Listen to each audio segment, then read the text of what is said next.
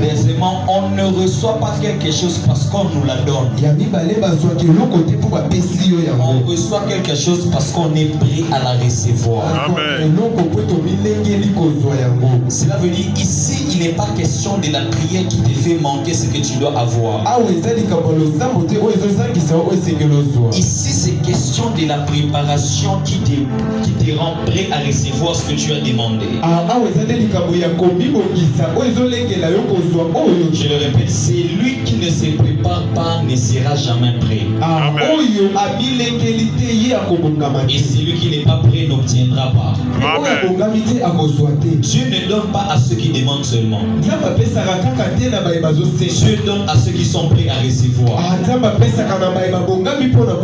Dans Isaïe, la Bible déclare: je cherche un homme. Je vous pose la question. Il y a des milliers de personnes sur la terre. Dieu est souverain. Par rapport à une mission, est-ce que Dieu peut chercher un homme? Non. Les hommes sont là, mais ils ne sont pas prêts. Dieu ne travaille pas avec ceux qui ne sont pas préparés. Dieu ne mandate pas ceux qui sont prêts, ceux qui ne sont pas prêts.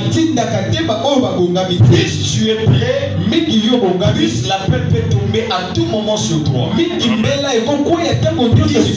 à recevoir quelque chose, tes mains sont vraiment préparées à recevoir la chose à laquelle tu t'attends. Maintenant, il y a quelque chose.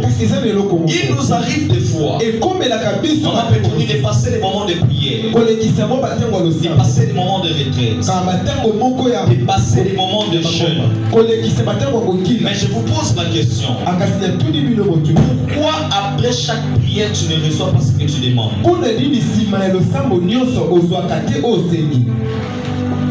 Je l'ai dit tantôt, je crois cette année seulement. Après la prière, ce n'est pas la prière. On ne prie pas pour prier encore. On prie pour obtenir ce qu'on a demandé. Maintenant, pourquoi après la prière tu continues à prier? Parce qu'il y a quelque chose. Dans les choses de Dieu, il est question de principe. Quand tu pries, tu demandes quelque chose à Dieu, tu dois être prêt à la recevoir. La préparation par rapport à la réussite, elle a une grande importance par rapport à l'action. J'ai fait le management. Je vais en management, les résultats et l'objet de deux choses qui se sont mises en accord. Il y a la préparation et il y a l'action. Avant d'entamer une certaine action, avant de faire quoi que ce soit, dis-toi, je m'étais préparé à les faire. Ne commencez pas les affaires brutalement parce que les affaires produisent. Ne va pas dans les mariages parce que tu as besoin du mariage. Avant de faire quoi que ce soit, tu dois au préalable être préparé. Quand vous regardez les mariages, l'année passée, on a eu un bilan très choquant. Par rapport au divorce et tout. Un analyste a dit: Christian, si ces choses arrivent, c'est parce que plusieurs mariés ne sont pas préparés pour le mariage. Que font les parents quand vos enfants veulent se marier? Au-delà de la nourriture, au-delà des vêtements, ces enfants ont une destinée. Chers parents, préparez vos enfants pour leur destinée. Un enfant mal préparé ne vivra jamais de bons résultats. Vous voulez voir vos enfants réussir, préparez-les à la réussite. Ils doivent aller à l'école. Donnez-les les cours de l'école sont les enfants qui apprennent à leurs enfants les choses importantes à la maison. Aujourd'hui, l'église a une grande charge. Parce que les familles n'ont pas réussi à bien éduquer leurs enfants. À l'école, on a loupé l'éducation. On fuyait l'école. On négligeait l'école. Et toutes ces personnes-là ratées à la famille, ratées à l'école, sont à l'église. On aura quel genre de chrétien? On aura quel genre de chrétien? Il y a ton voisin avant l'action. Il faut la préparation. J'ai évalué un grand manager, Henri Fayol, par rapport à au pourcentage au fait. Normalement, nous nageons toujours dans les 100%, n'est-ce pas? Henri Fayol dira, la préparation et l'action se retrouvent dans les 100% là. Mais seulement il y a quelque chose. La préparation occupe 80%. L'action 20%. Pour un match de 90 minutes, les joueurs peuvent s'entraîner toute une semaine. Même plus, oui. Pour un match de 90 minutes, les joueurs s'entraînent tout un mois. Bon, allons dans la quinoise. On a un match de combien de minutes? On va faire ceci. Nous allons nous entraîner avant les matchs pendant 90 minutes. Ça sera Paris gagné, oui ou non? Non. Non. Ça sera Paris gagné, oui ou non? Non. Non. On ne se prépare pas par rapport à la qualité de l'action. On se prépare plus que l'action qu'on doit émettre. Il se peut que ce que tu rencontres est au-delà de tes efforts, au-delà de tes forces. Pour y arriver, ton action doit aller aussi au-delà de cette force-là. Pour y arriver, ça ne sera pas par baguette magique. Ta préparation doit aller au-delà pour que ton action aille aussi haut. Pose la question à ton voisin. Dans tout ce que tu fais là, est-ce que tu te prépares? Est-ce que tu te prépares? Je suis lecteur de la parole. Je suis enseignant de la parole. Mais avant d'enseigner ce message,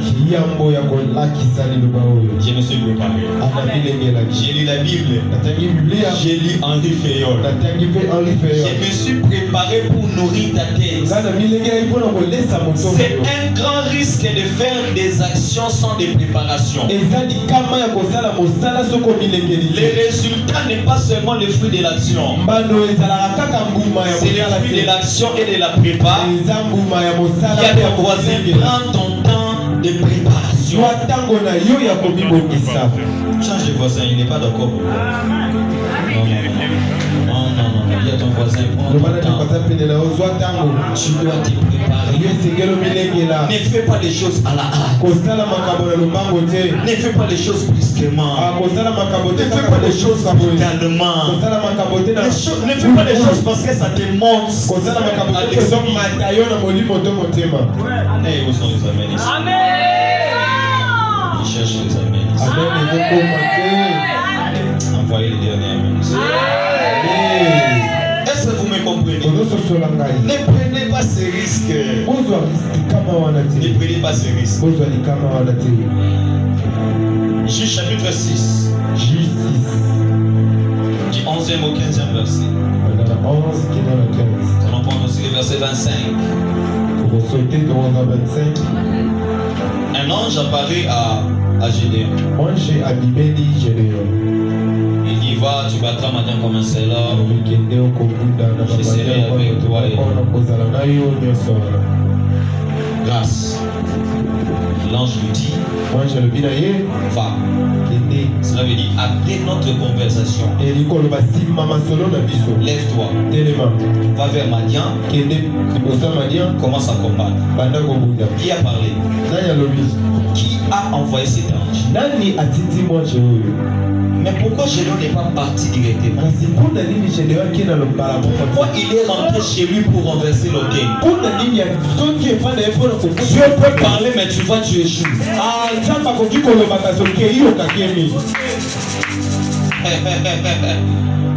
peut parler, tu vas, mais tu échoues. Parce que tu n'as pas observé les principes de Dieu. La parole de Dieu marche avec les principes de Dieu.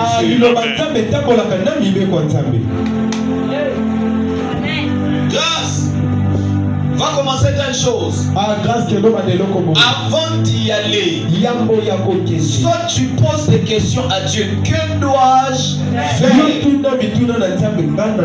dois aller, que dois-je faire? Deuxièmement, par rapport à une telle parole, quel est le principe qui est attaché? Ne faites pas les choses parce que Dieu a dit.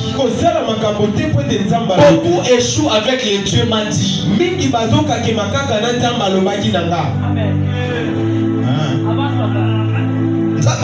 Joseph a famille wana. Mais si tu vois le roi Ruben, Jacob a la kelomabé. Il a kelomabé Zara. Pourquoi statut à Joseph et ses manifestés? Il est voisin et un ma principe bateau saka. Amen. Et la préparation, on doit se préparer par rapport à beaucoup de choses. L'homme doit se préparer par rapport à ses projets. L'homme doit se préparer par rapport à l'insigne de l'Éternel. L'homme doit se préparer par rapport aux jours meilleurs qui doivent arriver. Il doit aussi se préparer par rapport aux jours des malheurs qui doivent arriver. L'homme doit aussi se préparer à la rencontre de l'Éternel, du Seigneur. Il y a plusieurs domaines pour lesquels l'homme doit se préparer. Je vais balancer les premiers domaines. On va juste parler de deux choses, des domaines. Luc chapitre 14, 28 à 30. On a lu le mardi, on va répéter ça. Luc 14, 28 à 30. Nous pouvons nous lever pour honorer ces paroles.